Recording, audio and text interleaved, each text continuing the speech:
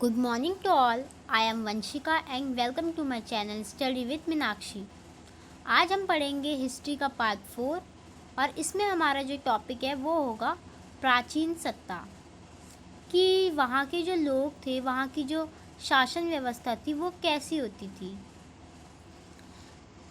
तो जैसे कि यहाँ पे लिखा गया है कि जो हड़प्पा समाज में जटिल फैसले लेने की कार्यविधि थी। हड़प्पा समाज में जटिल फैसले लेने और उन्हें कार्यान्वित करने के संकेत मिले हैं कि जो भी वो काम करते थे ना, वो एक प्लानिंग के साथ करते थे। जैसे आपने देखा होगा कि उनकी जल निकास प्रणाली कैसी थी, कि पहले वो सड़कों को बनाते थे और फिर वो घर को बनाते थे। और भी आपने बहुत सारी चीज़ें देखी होंगी कि वहाँ की प्राइवेसी कैसी थी, कि पहले वो ऊपर वाली खिड़कियाँ बनाते थे, नीचे की खिड़कियाँ नहीं बनाते थे। तो ऐसे बहुत सारे उदाहरण हैं। उदाहरण के लिए हड़प्पाई पुरावस्तु में असाधारण एकरूपता को ही ले लें। अगर हम इस बात को देखें कि जो हड़प्पा सभ्यता है वो पाकिस्तान, बलूचिस्तान, जम्मू कश्मीर जैसे इलाकों में फैला था। उस टाइम भारत पाकिस्तान तो एक ही था, तो सब जगह से हमें एक ही मोहरें मिली है, एक ही बात मिले हैं, मतलब सब जगह से हमें एक ही जैसी चीज़ें देखने को मिली है। और जो उनका साइज़ होता था ना, वो भी बिल्कुल सेम होता था। जैसे अगर किसी ईंट का साइज़ इतना है गुजरात में, तो जम्मू कश्मीर में भी हमको उतना ही मिलता था। तो इससे क्या पता लगाया जा सकता है कि जब इतना सब कुछ हो रहा है तो ज़रूर वहाँ पे कोई राजा होता होगा। लेकिन इसके ऊपर कई विवाद हैं। जैसे कि कुछ लोगों का कहना क्या है कि वहाँ पे एक ही राजा होता था, और कुछ लोगों का कहना है कि वहाँ पे राजा होते ही नहीं थे, और कुछ लोगों का कहना है कि वहाँ पे एक नहीं बल्कि अनेक शासक होते थे। जैसे अगर अब हम बात करें कि कुछ विद्वानों के अनुसार क्या था, शासक ही सत्ता के प्राचीन केंद्र थे। मतलब कि जो हम वहाँ पर का जो राजा होता था ना, अब इतनी बड़ी व्यवस्था है, इसको कोई ना कोई तो देखता होगा, तभी इतनी बड़ी व्यवस्था है ये। तो यहाँ पे ऑब्वियस सी बात है कि यहाँ पे राजा होता होगा। जैसे यहाँ पे कुछ इतिहासकार ये बोलते हैं कि एक ही राजा था, क्योंकि हड़प्पा सभ्यता में बहुत बड़े बड़े क्षेत्रफल थे। मतलब आप देख लो, जम्मू कश्मीर से बलूचिस्तान, पाकिस्तान तक ये पूरा फैला हुआ था। और यहाँ पे हमें पुरावस्तु, बहुत सारी पुरानी चीज़ें मिली है हमें, और हमें ये देखने को मिलता है कि कैसे सब कुछ एक प्लानिंग के तरीके से किया जाता था। ईंटों का जो आकार था वो एकदम सेम था। तो इससे हम क्या कह सकते हैं कि वहाँ पे राजा होता होगा, क्योंकि कोई अगर इतना सब कुछ कर रहा है तो उसके लिए कोई, उसका कोई देख रेख करने वाला, उसका कोई बताने वाला कोई इंसान होना चाहिए। अगर हम उदाहरण के तौर पे देखें तो मोहरे बाग, इसके अलावा और भी बहुत सारी चीज़ें हैं जो कि हड़प्पा सभ्यता में हमें एक जैसी देखने को मिली है।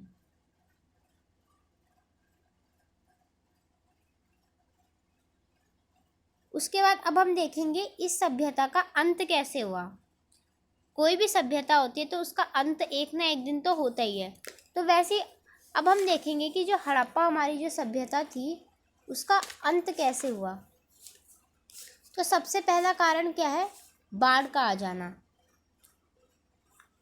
यहाँ पे आप देखिए, यहाँ पे लिखा है,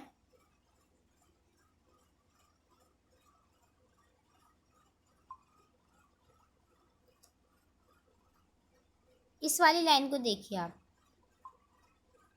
इसमें क्या लिखा है, बाढ़ का आ जाना। जैसे जैसे कभी कभी बाढ़ आ जाती है तो उसके कारण क्या होता है, बहुत तेजी से आने के कारण उस सभ्यता का अंत हो जाता है। दूसरा क्या है, नदियों का सूख जाना और मार्ग बदल लेना। नदियाँ हमारे लिए क्या होती है, बहुत ज़रूरी होती है, लेकिन अगर यही नदी मार्ग बदल दे तो ये एक अभिशाप में बदल जाती है। इससे बहुत नुकसान होता है, और इसमें इतनी पावर होती है कि ये एक सभ्यता को ख़त्म कर सकती है। उसके बाद और भी कई कारण हैं, जैसे कि भूकंप का आ जाना। इतिहासकार ये भी बोलते हैं कि भूकंप के आने का कारण भी यहाँ पे माना जाता है। और कुछ लोगों का कहना है कि जो आर्य लोग थे उन लोगों ने हड़प्पा सभ्यता के लोगों को विवश किया था कि वो ये शहर छोड़कर जाए। तो इसे आर्य का आक्रमण भी कहा जाता है कि यही कारण होगा जो इस सभ्यता का अंत हुआ होगा। उसके बाद अब हम अगला देखते हैं। अब है हमारा हड़प्पा सभ्यता की खोज। जो भी सभ्यता होती है उसकी खोज कोई ना कोई इंसान करता है। जो पुरातत्वविद थे उन्होंने पता लगाया कि हड़प्पा सभ्यता की जो खोज थी, जो हमारी हड़प्पा सभ्यता थी, उसकी खोज दयाराम साहनी ने की थी। किसने की थी? दयाराम साहनी ने। और कब से लेके कब तक करी थी? 1921 से लेके 1920 तक की इस खोज को माना जाता है। तो 1921 में सबसे पहले हड़प्पा की खोज हुई जो दयाराम साहनी ने की। उसके बाद जो मोहनजोदड़ो है उसकी खोज किसने करी? रखालदास बनर्जी ने। उन्होंने किस टाइम पे की? 1922 में।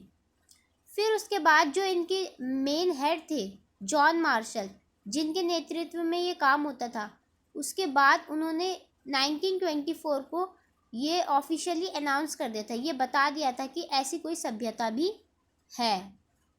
तो ये दोनों नाम बहुत ज़्यादा इम्पॉर्टेंट है, दयाराम साहनी और रखालदास बनर्जी। उसके बाद अब हम यहाँ पे देखेंगे कि कनिंघम का भ्रम, कि ये जो कनिंघम थे ये हमारे इतिहासकार, ये पुरातत्वविद के पहले हमारे डायरेक्टर थे। लिखा गया है जब भारतीय पुरातत्विक सर्वेक्षण के पहले डायरेक्टर जनरल कनिंघम, इनका पूरा नाम क्या था? General Cunningham. तो आइए देखते हैं कि इन्होंने क्या क्या भूल करी थी और इनके क्या क्या भ्रम थे। तो जो कनिंघम थे ना, वो हमेशा लिखित प्रमाणों पर ही विश्वास करते थे। वो ऐसा मानते थे कि जो उन्हें लिखा हुआ मिल रहा है वही इम्पॉर्टेंट है। ये जो सभ्यता है ना, ये पूरी 5 साल पुरानी थी। तो ये ना, उन्हें जो भी मोहरें मिलती थी वो इस चीज़ को समझ नहीं पाते थे कि ये इस टाइम पीरियड की है, और उसका जो काल है वो नहीं बता पाते थे। उन्होंने जो हड़प्पाई अवशेष है, जो उन्हें कुछ भी हड़प्पा के उससे मिला था, तो उन्होंने उसकी तुलना वैदिक काल से करी। लेकिन जो हमारी हड़प्पा सभ्यता है वो वैदिक काल से भी कई पुरानी सभ्यता है, लेकिन उन्होंने उसकी तुलना किससे करी? वैदिक युग से करी। तो इसलिए वो कर नहीं पाए। तो ये भी इनकी एक भूल का कारण, इनका एक भ्रम था।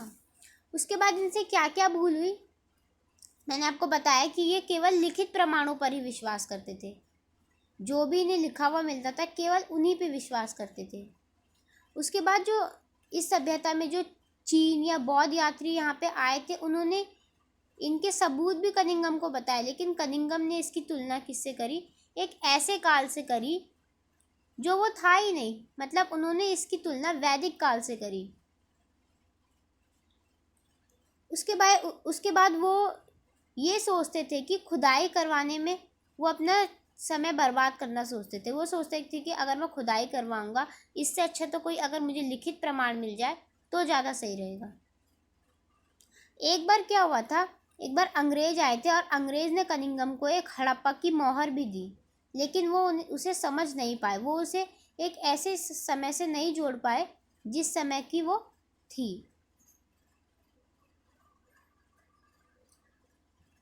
उसके बाद अब हम देखेंगे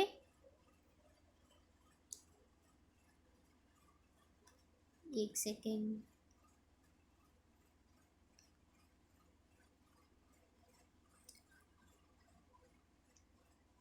हाँ, उसके बाद जॉन मार्शल और दयाराम साहनी, जिसके जो डायरेक्टर थे, जो जॉन मार्शल थे, उन्होंने भी इसका तरीका निकाला।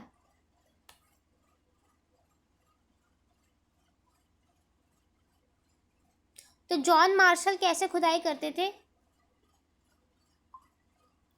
जैसे ये आप देख रहे हैं कि ये ज़मीन है, तो ज़मीन का जो ऊपर वाला हिस्सा है उसको भी वो ऐसे ही मानते थे, नीचे वाले को भी ऐसे ही मानते थे, और उससे नीचे वाले को भी। मतलब क्या कि अगर वो खुदाई कर रहे हैं और वहाँ से उन्हें कोई वस्तु मिल गई तो वो उसकी तुलना उसी समय से करते थे। वो मानते थे कि ये इसी टाइम की है, और अगर यहाँ से कोई मोहर मिलती थी तो वो भी इसको एक समान, मतलब ये दोनों एक ही तो जैसी है, वो ये सोचते थे।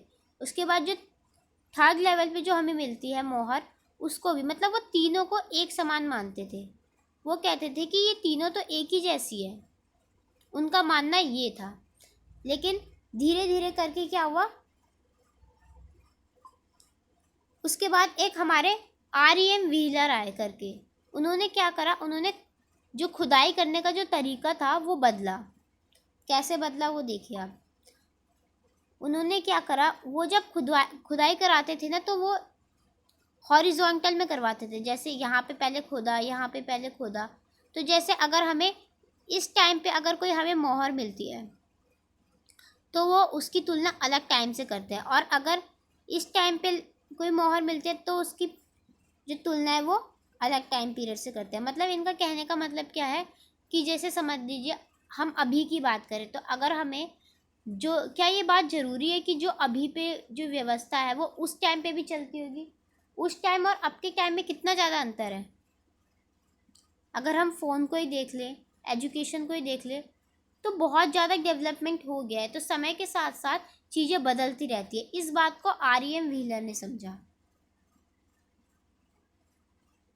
ठीक है।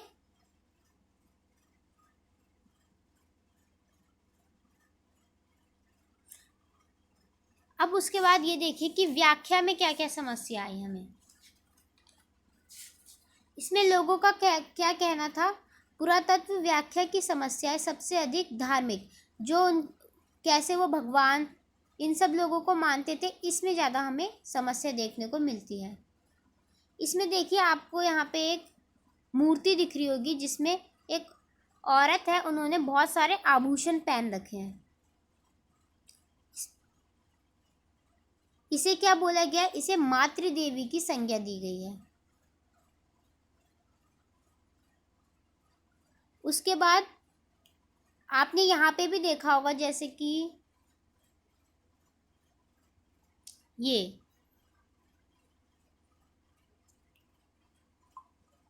जब जब जो हड़प्पा सभ्यता के जो लोग थे उन्हें एक मूर्ति मिली, तो उन्होंने इस मूर्ति को क्या कहा, उन्होंने इस मूर्ति को राजा की संज्ञा दी कि ये कौन है, ये राजा है। लेकिन उन्होंने देखा कि ऐसा तो इसमें कुछ नहीं दिख रहा कि ये राजा है, कि हम कैसे कह सकते हैं कि ये राजा है। लेकिन फिर भी उन लोगों ने क्या, किससे अनुमान लगाया, उन लोगों ने देखा कि जो मेसोपोटामिया, जो मिस्र की सभ्यता है, वहाँ पे राजा थे।